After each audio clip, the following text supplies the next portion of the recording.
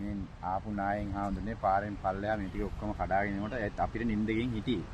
නායෙන් ඉස්සෙල්ලා අපි 8:00 විතර කාලා නිදාගත්තා. නිදා ගන්නකොට ලොකු එකපාරම 10:00 විතර ලොකු සද්දයක් ආවා. මේ කරත් ලයින් එකයි ගස්සෙන් ඇවිල්ලා අපේ අර ගේ ඉස්සරහා දැම්මේ වදින වගේ සද්ද ඇහුණා. සද්ද ඇහුණාට තමයි අපි ඔක්කොටම හැරිලා පොඩි ගැටියක් ඇහැරලා ඉස්සරහට ගත්තා.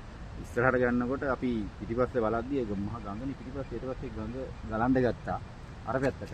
ඊට පස්සේ අපි බය වුණේ මේ ගඟ මේ පැත්තට ආව කියලා අපි දන්නේ නැහැ. මෙහෙන් වතුර පාරක් එනවා කියලා අපි දන්නේ නැහැ. ඊට පස්සේ එකපාරම අර මුහුදේ රැලක් ගලන්නා වගේ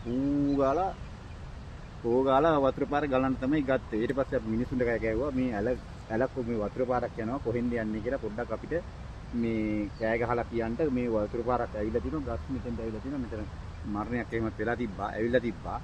ඉතින් මේ ඕවා බලද්දී අපි කට්ටියට කතා කරලා අයිය කෑ ගහලා කිව්වා මේ අපිව ගන්න කියලා ගන්න ටිකට මම පේන්නේ නැහැ මුත් නැහැ කළුවරේ කිසිම දෙයක් පේන්නේ නැතුව ගියා.